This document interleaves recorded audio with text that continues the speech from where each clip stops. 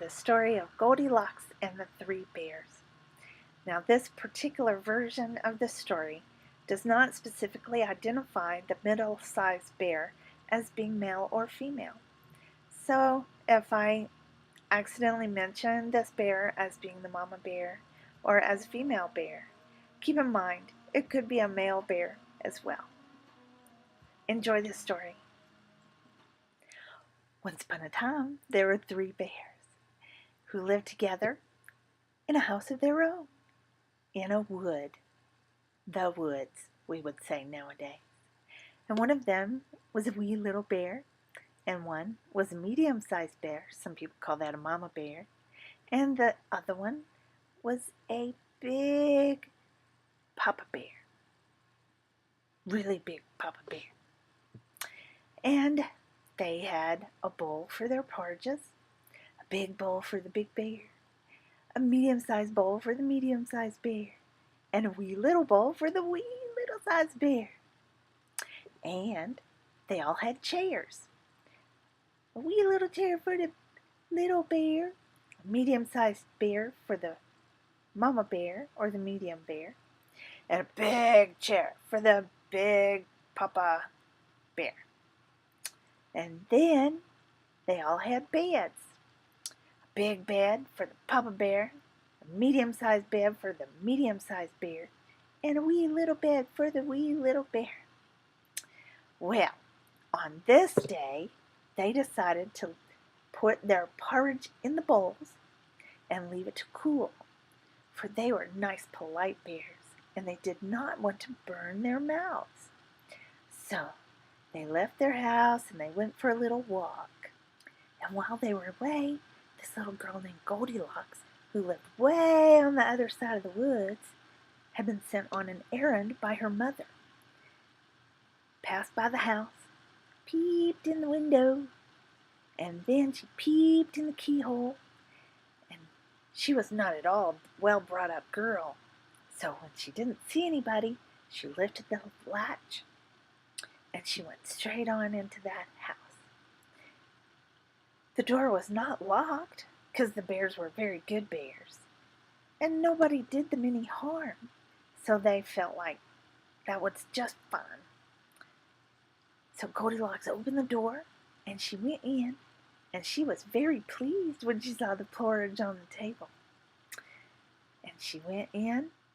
If she had been a well-brought-up girl, she would have waited until the bears came home, and then, perhaps, they would have asked her for breakfast, for they were good bears. Maybe a little gruff. They might have asked her for breakfast, but for all that good nature and hospitable, she was a little impudent, rude little girl, so she set about helping herself. First, she tasted the porridge of the great big bear, and that was too hot for her. And then she tasted the porridge of the medium-sized bear, but that was too cold for her. And then she went to the porridge of the wee little bear, and that was neither hot or cold, but just right. And she liked it so well that she ate it up, every bit. Then Goldilocks, who was very tired, for she had been catching butterflies instead of running her errand, she sat down in the chair of the big bear, but that was too hard for her. And then she sat down in the chair of the medium-sized bear, but that was too soft, and she fell down inside. Then she tried the chair of the wee little bear, and it was neither too soft or hard, but just right. And she seated herself in it, and there till she sat, till the bottom of the chair came out, and out she came, plump on the ground, and that made her very cross, for she was a bad-tempered little girl. Now, being determined to rest, Goldilocks went upstairs into the bedchamber in which the three bears slept. At first, she laid down on the bed of the great big bear, but that was too high at the head for her. Then she laid down upon the bed of the mid-sized bear, and that was too high at the foot for her. And then she laid down upon the bed of the wee little bear, and that was neither too high at the head or the foot, but just right. So she pulled up the covers and covered herself up comfortably, and there she fell fast asleep. By this time, the three bears thought their porridge would be cool enough for them to eat it properly, so they came home to breakfast. Now Goldilocks had left the spoon of the great big bear standing in his porridge. "Somebody's been at my porridge," said the big bear in his great rough, gruff voice. And then Mid-sized Bear looked at her porridge and saw the spoon was standing in it too. "Somebody's been eating my porridge too," said the Mid-sized Bear in the mid-sized voice. And then the wee little bear looked at his, and there was the spoon in the porridge bowl, but the porridge was all gone. "Somebody's been eating my porridge and has eaten it all up," said the wee little bear in his wee little voice. Upon this, the three bears, seeing that someone had entered their house and eaten up little wee bear's breakfast, they began to look around.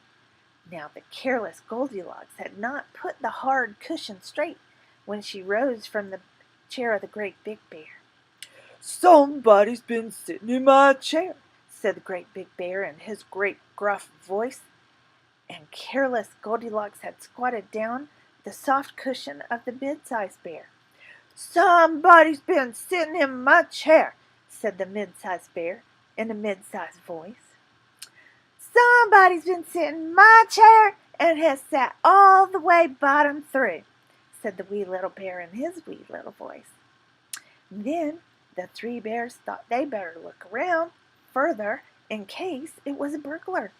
So they went upstairs to the bedchamber, and now Goldilocks had pulled the pillow of the great big bear out of its place. "Somebody's been lying in my bed," said the great big bear in his great rough voice.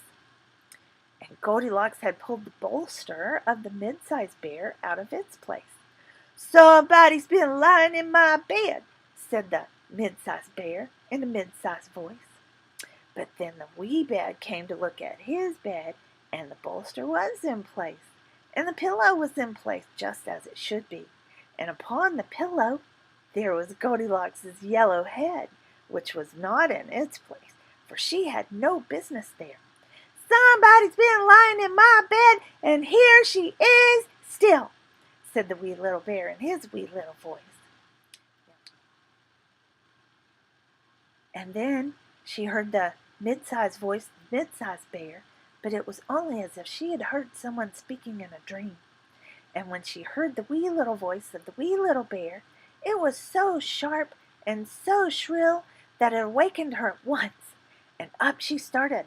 When she saw the three little bears on one side of the bed, she tumbled herself out at the other and ran over to the window. And the window was open, because the bears, like good tidy little bears as they were, they always opened their bedchamber window when they came in the morning. So naughty little frightened Goldilocks jumped out the window, and whether she broke her neck in the fall, or ran in the woods and was lost there, or found her way out of the woods and got whipped for being a bad girl and playing truant, no one can say, because the three bears never saw her ever again. And that's the story of the three bears, Goldilocks and the three bears.